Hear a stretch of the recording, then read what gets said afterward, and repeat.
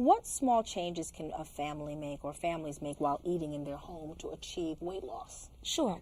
Well, eating in their home is wonderful because you're in control versus eating out. When you're eating out, you're not as in control as when you're eating at home.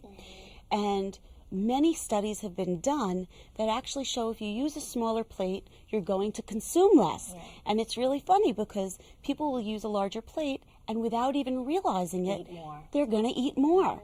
And the same thing with glasses. You want to make sure that you're using a tall, narrow glass versus a shorter, wider one, especially if you're drinking your calories. If you're putting alcohol, juice, soda in those glasses, you want to make sure you're using narrower, taller glasses. If it's just water, not a problem. So, certainly changing the silverware, the plates, the glasses, that's going to definitely help out. You also want to make sure that you're sitting to eat. You don't want to be standing in the kitchen and eating. You want to make sure that your focus is on the food. Think about when you go to the movies. If you get a large thing of popcorn, before the movie even starts, you've consumed all the popcorn without even realizing it. So when you're in your home, you want to shut the TV off and really make the focus the food. Yeah, it's so important. And what about if you're preparing foods? Because we've all done this. Oh, yeah, sure. One of the greatest tips I can give to the audience is if you're the one that's preparing the food and you're in the kitchen, of course you're going to want to taste it. A small taste is one thing. Nibbling and tasting and picking through the whole process is another because you're going to really pack on those calories, and that's not something you necessarily are going to want to do. So you can either chew a piece of gum, sugarless gum, or have some raw veggies available to snack on that while you're preparing, and that's going to really help out with your caloric intake. Sure. Now, many people, although they're overweight, they think they look good, and they may actually feel very good about themselves. But how can someone know if their weight is putting them at risk? You can be overweight and still healthy. However, the best indicator is your waist circumference. And it's simply taking a tape measure and putting it around your waist, right where your belly button is. And if you are a man, you want to have your waist circumference at less than 40 inches. And if you're a woman, you want it to be less than 35 inches.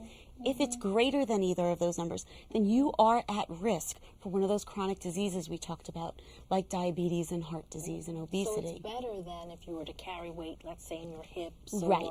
Yes, many people talk about the different body shapes, whether it's apple or pear.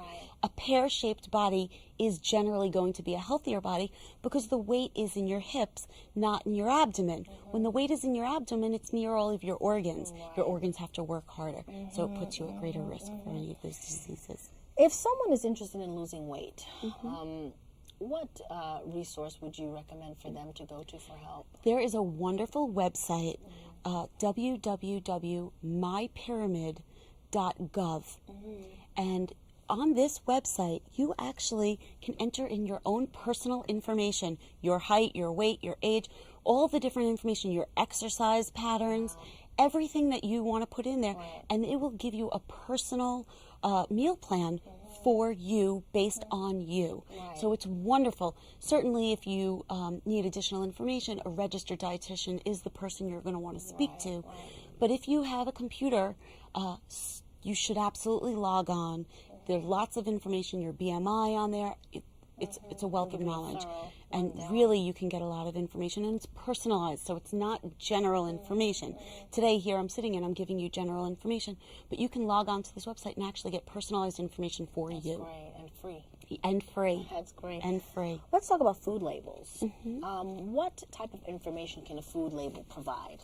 Food labels are wonderful, and majority of the foods that we consume are processed foods, and almost all processed foods do have a food label. When you look at the packaging, you're going to see something that says nutrition facts. That is your food label. And under the nutrition facts, it provides you a lot of information that can really help you to make a wise decision. Some of the information that's included is a serving size. What is a serving size? And then it tells you how many serving sizes are in this package. And that's really important. So many of us don't eat what a serving size is. So you really need to take that into consideration, and for the remainder of the information that's shared on that nutrition label, multiply it out for however many portions you're actually going to have. So some of the other information that's shared under the nutrition facts are the calories per serving and other nutrients like how much sodium, cholesterol, or fat grams, and fiber also, I think there's some fiber is listed as well, and it's all per serving. So it's something that you can use as a tool to decide, is this food item worth eating? Is it going to give me what I want? There's also a list of ingredients, and that's listed in order of abundance. So that can be helpful as well. Right, so a nutrition label is absolutely like the Bible in terms is of eating properly. Yeah, you really need to be able to read those food labels.